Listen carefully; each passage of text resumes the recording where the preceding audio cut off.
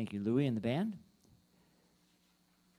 Now I'd like to ask Jorge Gonzalez, our prayer chaplain for today, to come forward to light the Christ candle and read the daily word.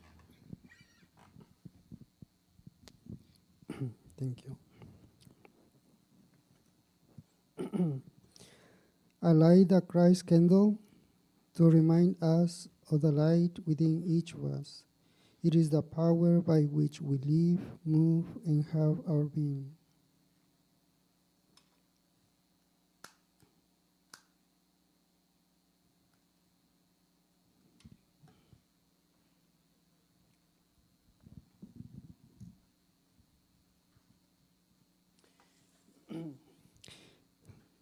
Sunday, March 17. Imagination. I imagine new and positive possibilities for my life. Hebrew scriptures share this reminder. Keep your heart with all diligence, for from it flows the spring of life. When I imagine the unlimited possibilities available to me, I also consider the words Jesus shared. Whoever does not doubt in his heart, but believes that he say will come to pass, it will be done for him. Imagination and my consciousness triggers ideas, but it is through the loving energy of my heart that what I imagine becomes part of my life experience. Imagination continually opens door of new possibilities, transforming today's vision into tomorrow's adventures. My heart-centered belief in my oneness with the divine power of creation ensures that my life will grow and expand in beautiful ways. And from Proverbs 4:23, keep your heart with all diligence, for it flows the spring of life.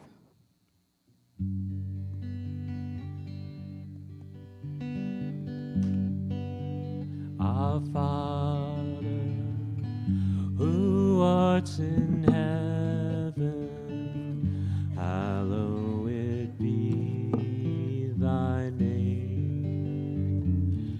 Thy kingdom come, thy will be done on earth as it is in heaven.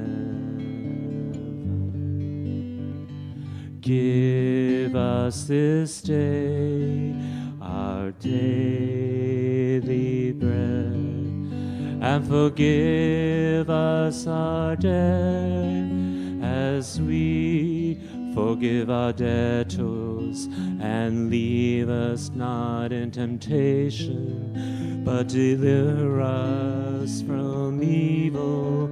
For thine is the kingdom, and the power, and the glory forever.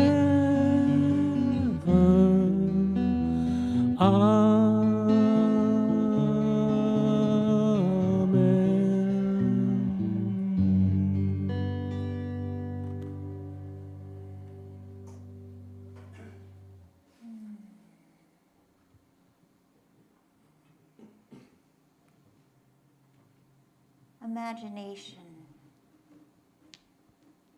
mystical, whimsical, joyous.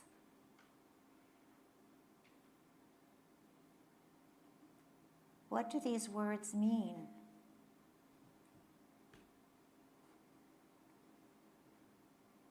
Today, think back of a time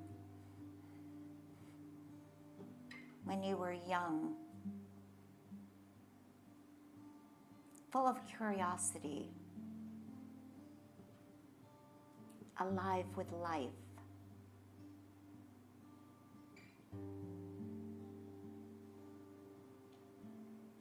Playing at a shore,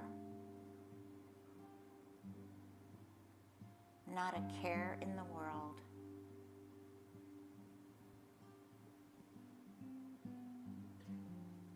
beautiful raft comes to shore. And with no fear, only excitement to where it may lead,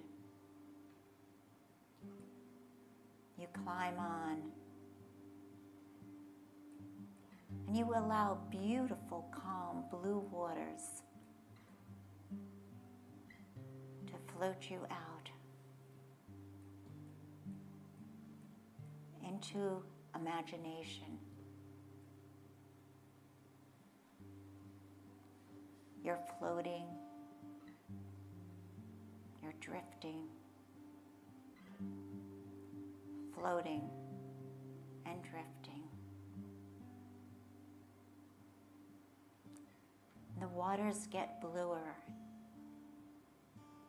and the sky and the sun and the clouds become brilliant.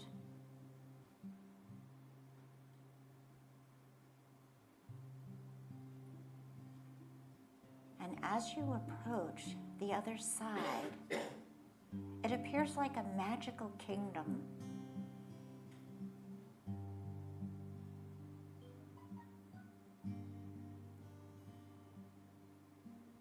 This is the kingdom of imagination. And there's so many directions, you just don't even know where to begin. There are flowers, butterflies. Oh yeah, there's some leprechauns. A beautiful rainbow. Oh look, a pot of gold.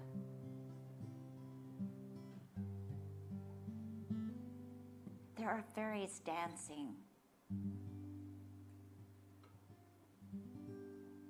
There are elves making mischief.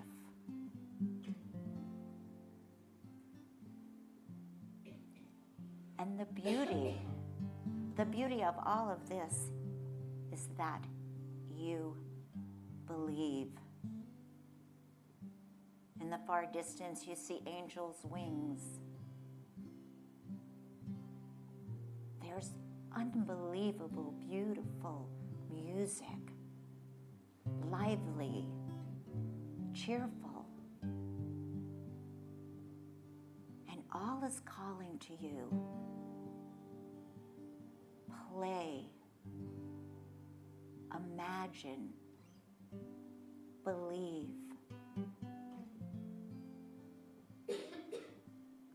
And as you frolic with angels and leprechauns and elves and fairy dust, you see Tinkerbell. Oh, there's Peter Pan, never wanting to grow up. Ah, yes, he had the right idea.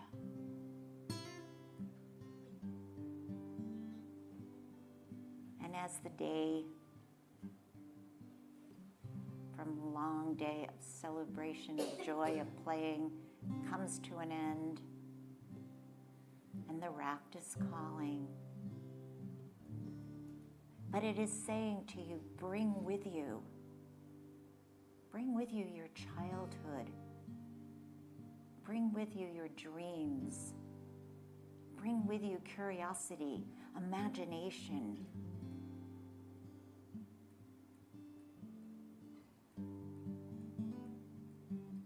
And as you move across, and you're moving from childhood into young adulthood, into the responsibility of being an adult, in your mind, in your mind's eye, in your heart, you remember this day and the words, believe, have curiosity, imagine, dream, and you vow never to forget those words and that day. And as you step off of the raft onto the ground, beautiful joy in your heart. Very slowly, very gently. When you're ready, come back to this beautiful space.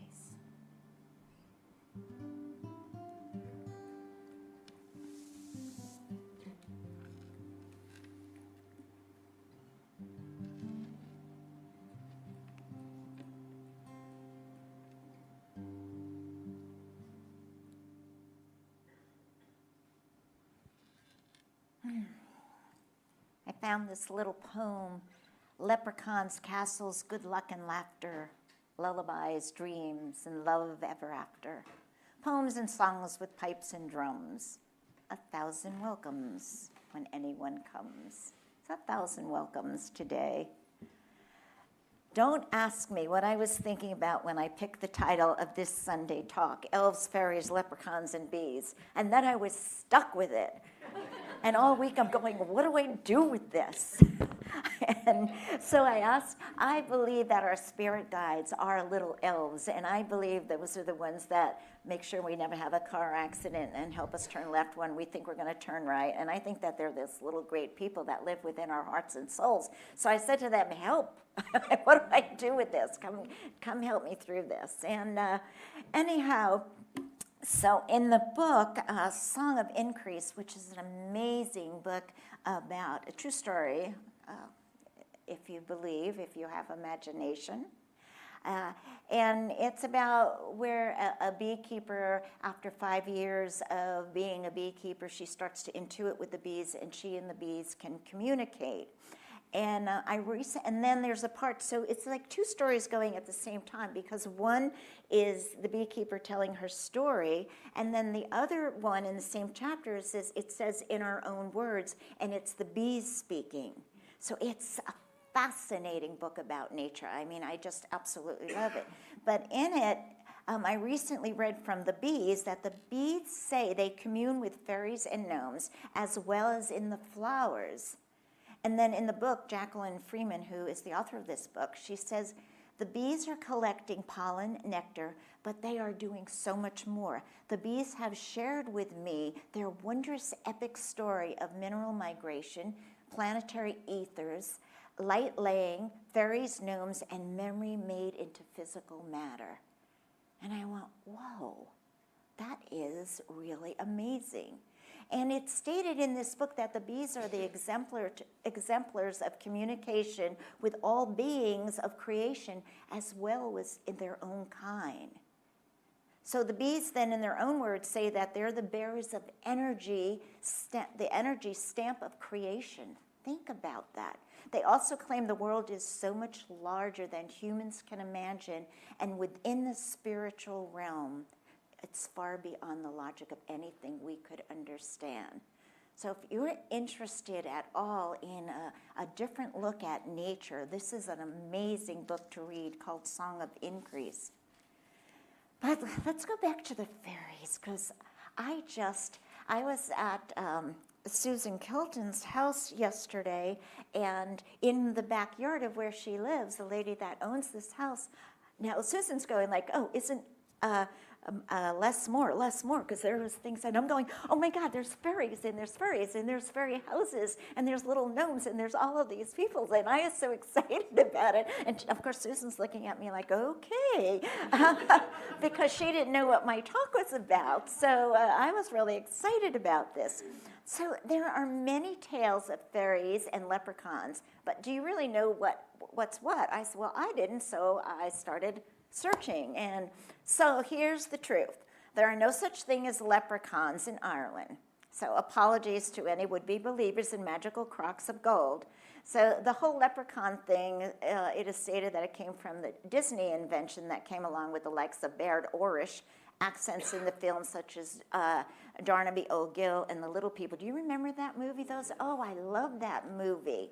But fairies, okay, now listen up. They do exist.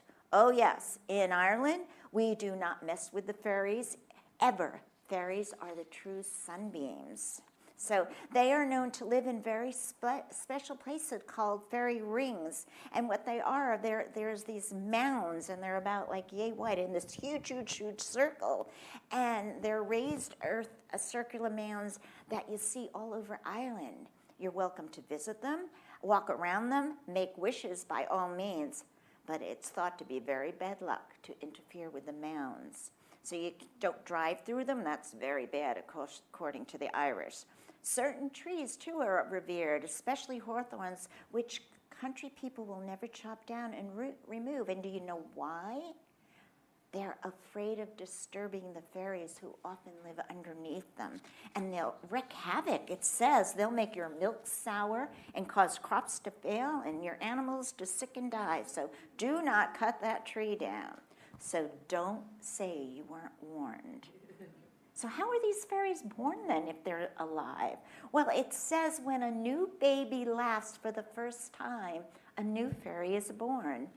And as there's always new babies, there has to be new fairies. And they live in nests on tops of trees. And the mauve ones are the boys. So the mauve fairies are boys, and the white ones are girls. And the blue ones are just little sillies, and they're not sure what they are. Isn't that interesting? I found that most interesting. And it's all right in the animal kingdom. It's all right. It's all good. It's all perfect, and I love it. So, like fairies then, elves were said to be de minimis shape-shifters. Elves, fairies, and leprechauns are all closely related in folklore. So, do you believe? Do you imagine? Elves have been popular subject in fictions for centuries, ranging from what? William Shakespeare's play A Midsummer Night's Dream to the classic fantasy of novels by J.R.R. Tolkien 300 years later. Probably what's the most famous elf you can possibly think of?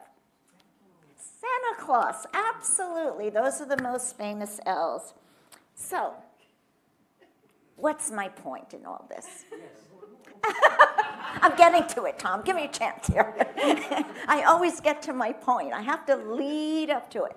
So, here's my point. So if you don't believe in magic and the whimsical mystery of nature, you're never going to find it. And that's my point today, is that, we have all of this curiosity and imagination and dreams, and then we kind of just let it dissipate and dissipate and dissipate it. But the day that you decide that your life can be magical, in that day you'll see magical all around you. Did you ever sometimes be doing anything, be it in the garden, in your house, and all of a sudden you see and you think, what was that? Well, to me, that's a fairy. I think, or the little elves, I think that there's something, as the bees say, there's more logic than we could ever understand what's going on out there. And I love that. I go, what was that? And is it wrong to smile and be happy about, oh my God, that's a little fairy dust, or that's a little elf floating around my house? This is a great thing. This is a great thing. Could the bees be correct when they say the world is so much larger than the humans can imagine, and within the spiritual realm, far beyond logic? Do you think the bees could be correct? See, a lot of you shaking your heads, yes. See, Mother Nature gives us so many beautiful gifts in life. And while there may be logical explanations, such as a rainbow. There is a scientific, logical explanation for a rainbow, right? But what happens when we see a rainbow? We don't say, oh, that's the da-da-da, the da-da-da-da-da-da-da. We say, oh my God, look, a rainbow. Look at the colors. Isn't it beautiful? We allow ourselves to go to that place that's beautiful, that's magical, that lifts us up for a moment. Think about that the next time you see a rainbow. Who cares about the scientific thing? I want to know there's a pot of gold at the end of it, and someday I want to find it. So we look at joy for a rainbow for a split second. We have whimsical joy. Well, keep room in your heart for the magic of the world. However, along with no leprechauns, I've discovered or uncovered myths and truth about St. Patrick. Oh, here we go again. So, while I said everyone is Irish on St. Patrick's Day, it's interesting to learn some of the facts. Sorry, folks. St. Patrick did not banish the snakes from Ireland. After the last ice age, snakes never returned to the Emerald Isle. So, just wanted. Now, think about this. When people are telling you this, you can say, I know, because Reverend Aubree said, and she does research. So. There's also no evidence that it was St. Patrick who combined pagan and Christian imagery into the Celtic cross. Sorry. It gets worse. Listen to this. St. Patrick wasn't actually Irish. He wasn't canonized by the Pope, and his real name wasn't Patrick. Oh, my God. Patrick was born in Romaine, Britain. Patrick was not an actual believer. According to the Confession of St. Patrick, at the age of 16, he was captured by a group of Irish pirates, and they took him to Ireland, where he was enslaved and held captive for 6 years. Okay, Tom, what's the point? The point is, none of this matters. It doesn't matter because what he did with his life is what matters. The true story of Maewyn Succat, that's his name. I like St. Patrick better, don't you? Maewyn Succat, most likely born in today's Scotland or Wales. It's better than the myth what he did. See, we have all of this thing, just like I'm half Irish, half Italian. No, I'm not. It took me 70-something years to find that out. Okay, so anyhow, forget that part. So, captured by raiders at 16 in northern Britain, Patrick was taken to the Irish Sea and sold into slavery. And then he escaped. He returned to Ireland decades later, armed with only mystic faith to convert the island to Christianity and to abolish slavery. That's what he did, and human sacrifice in the process. So Patrick was really the first missionary to barbarians beyond the reach of the Roman law. So it says that he saved Irish civilization. So who cares if he wasn't Irish, if his name wasn't Patrick, and he wasn't born wherever? What we care about in our lives is, we all have history. We all have history. And your story matters, and I'm not never discounting your story. But what matters is you have all this, good, bad, different, ugly, who cares, brilliant. What do you do with all of that? How do you bring it forward? How do you make your life count? That's what matters. In Ireland, the Feast of St. Patrick's has been celebrated for centuries. And it's considered in the Catholic religion a holy day of obligation. But in fact, until recently, even the pubs were closed in Ireland. And then in the United States, St. Patrick's Day parades began in, of course, Boston and then New York by the Irish immigrants in the mid-18th century. A funny thing. So Reverend Jack Ward, a Baltimore Irish American priest with a laugh, said, "Drinking beer doesn't make you Irish, it just makes you pee." It was in my research. What can I tell you? I thought it was funny. It says, real Irish men and women have a place in their heart for St. Patrick's. And this Reverend Jack Ward said that. An Irishman is not drunk as long as he has one blade of grass to hold him up. Okay, so what's my point? Again, myth, truth, magical, whimsical, celebration, lighten up to enjoyment, to pay honor to those who served humanity. That's what St. Patrick's Day is about if you really do the research and find out who this gentleman was. This life with its good, bad, and ugly, you know what? We're all saints on different days of our lives. And it's not about the big things. It's about the little things. It's about holding a door and not letting it slam in somebody's face. It's about somebody having their directional on to make a turn and slowing down to let them in. Each time we do these small, selfless things, this is what our life is about. Yeah, in all our history, wars, oh my God, religious cultures, East and West, they're beautiful people. Our world is full of beautiful people, and lives are being destroyed. And yet, out of the ashes of all this, people rise up and they do so much good to bring change, repair, hope, to show so much forgiveness and love. You know, today we may not have the luck of the Irish on our side, but yesterday there was, and tomorrow there will be more goodness, and every day there'll be more and more goodness. To reach out, helping hands to those in need, that's what's important. Never ever think of a random act of kindness any less significant as a billionaire who donates $1 million. In the eyes of God, there's no big or no small.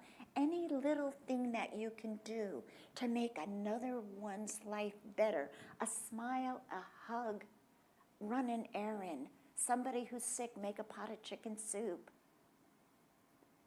It's so important to understand where we are in life. I've been hurting all week. I've been hurting over the loss of lives and the rhetoric on the TV and all of those things. And I asked myself, and I was thinking, and I was talking to Susan about this, like, if you were your neighbor, what would your neighbors say about you? Do your neighbors even know who you are? I was thinking, if I dropped dead in my house until I didn't show up here and Leanne started calling me and then calling Tom and the board, I could be dead because I don't know my neighbors. I don't know my neighbors. They don't know me. They don't know my schedule. They would never know that I hadn't moved. Do you know your neighbors? Do you have their phone numbers? Do you even care about them? Do you even like them? And if you were your neighbor, would you like you? Are you the kind of neighbor that you'd want to be? We need to think about this. We need to think about our neighborhoods and the children and all of the things that go on right here in our county. I'm saddened. I'm saddened, but I'm not pessimistic. I'm saddened about what I hear and what I see and what I read. And yet there's good things. Young woman, do you know the young woman in Sweden? Did you see her on TV? She spoke to the UN regarding climate change. Young, under 21. I don't know her age. She's being nominated for a Nobel Prize. Think about that. Think about the youth. Think about the opportunity we all have to find ways to assist the young people and teach them new ways of not being against anything, but being for. Last Friday, all of the schools across the United States, the high schools exited because they were all going out and in peace, letting the government, their congressmen, their senators know that there is an issue with climate control. There's so much more that we can be doing. And we live in our little cocoons, and I'm not talking about here, I'm talking about out here. We live in our little cocoons, and this is our schedule, and this is what we're doing. And how many are volunteering? How many are retired and volunteering? What are you doing? What are you doing to help? What are you doing to help? I keep asking for Sunday school, and thank you, Sherry. Sherry finally came up and said, I'll do one Sunday a week, and I was supposed to have a lesson ready for her for the kids, and I didn't do it, and I'm sorry, so she's here, and the kids are up here. But finally, one person raised their hand. One Sunday a month. That means I need 3 more of you. Why can't we do that? Because it's the youth are going to save our world. And I know I'm on it gives me the right here, but I know that I am belaboring a point, but I really care. I really care, and I think all of you care too. So my last words to you is just an Irish little poem, but There is no big and no small in God. Whatever little thing that you can do, could you do it? Would you do it? That's all. And what the Irish would say to you today is, may the road rise up and meet you. May the wind always be at your back. May the sun shine warm on your face. And may rain fall soft upon the field. Until we meet again, may God hold you in the palm of his hand. And thank you.